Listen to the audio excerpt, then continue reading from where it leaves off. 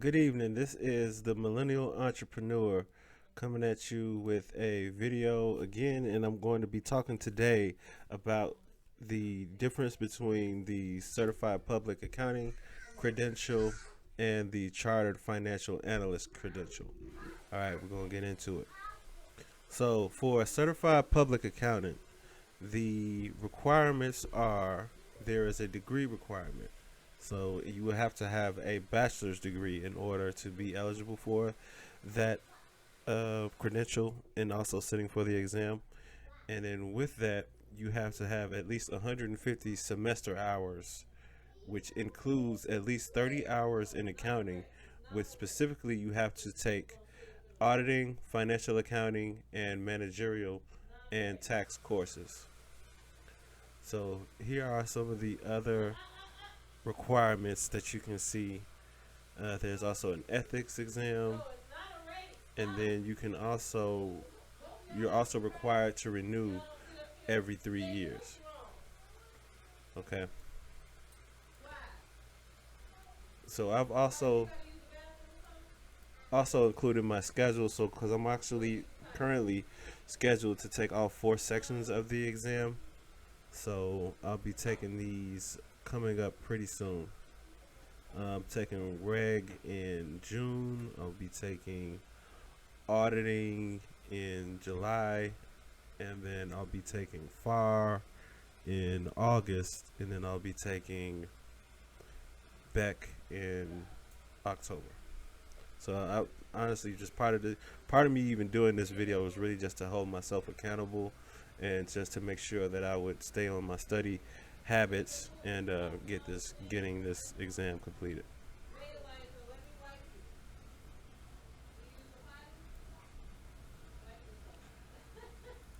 So, what are some of the benefits of becoming a CPA? So, pretty much some of the benefits are it's really that it's a respected credential that you could have. It's one of the more, I guess, recognizable credentials that you could also have. It's pretty much similar to passing the bar exam if you're a lawyer, right? Because like once you've done that, you've pretty much that's something that you don't have to take that exam again, right? So that's pretty much what you have with being a CPA. So once you pass all four sections, you won't have to do that again. What you will have is continuing education commitments that you'll have to meet. But as far as taking the exam over, you won't have to do that. And then you'll again with the continuing education that helps you stay current with industry changes, right? So you'll know about the different changes to the tax codes. You'll know about different updates to financial rules and policies that may affect your business. So you'll automatically be tasked with staying current on the with what's going on in the accounting industry. And then also, it could be viewed as a tool for job security as well, just depending on your industry, obviously. But usually, CPAs are not unemployed. So, and then also with being a CPA, you have the opportunity to have increased earning potential. So that's always good.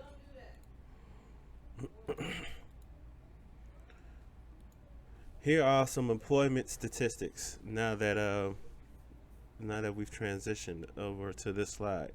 So these statistics were provided by the Bureau of Labor Statistics. So pretty much it's pretty accurate, just to say the least. So if we look at the 2020 median pay, what the median pay is, that what they're just trying to say with this stat right here is that the wage at which half of the workers in the occupation earn more than that amount and half earned less. So more than half earn more than 75K per year, or the $35 per hour, and then less than half earn less than that. So pretty much the people that are working in the accounting and finance field, based off of these statistics, they made at least $75,000 or more as far as their median pay in 2020.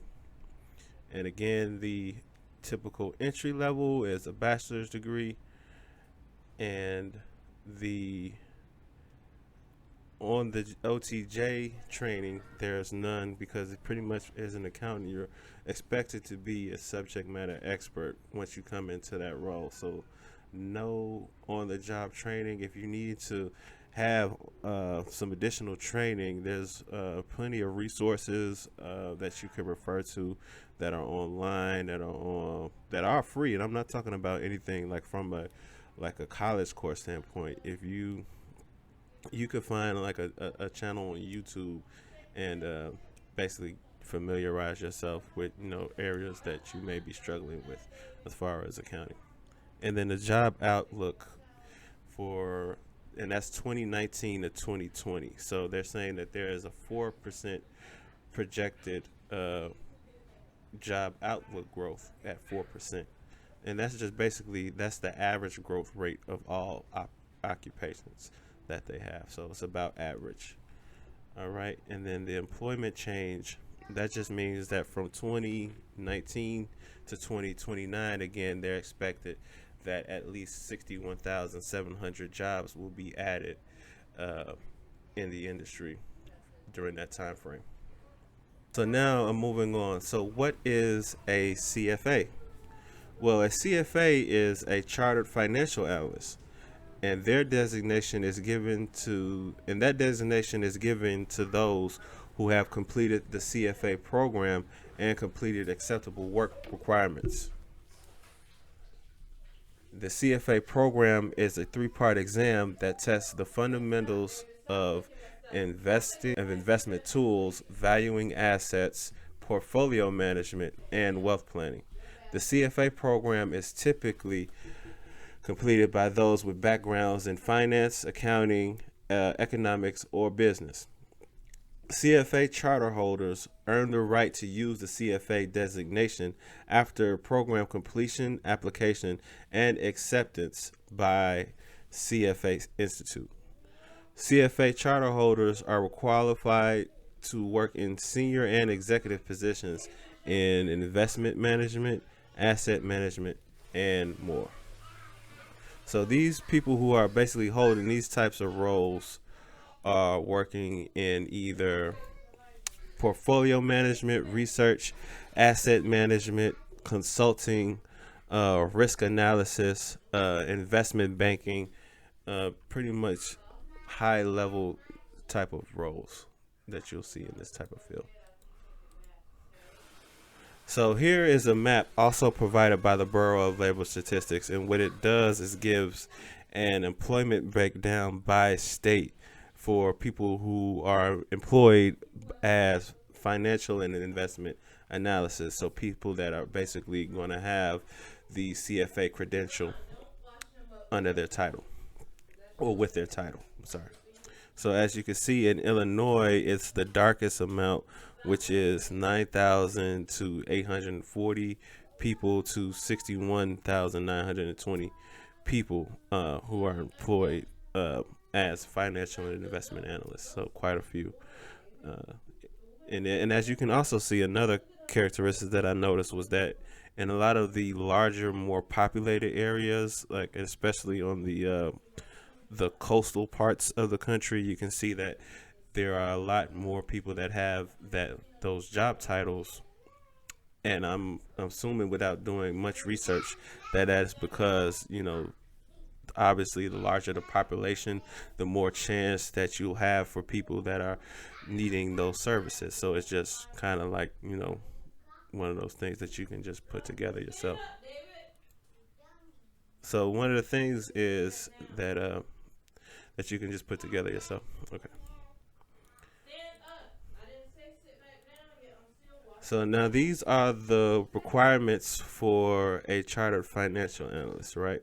So you need to have completed a bachelor's degree or being a final year student of a bachelor's degree program. So that's kind of one of the differences between the CFA and the CPA. Whereas you, at least you're required to have a bachelor's degree for the CPA versus a CFA. I'm sorry.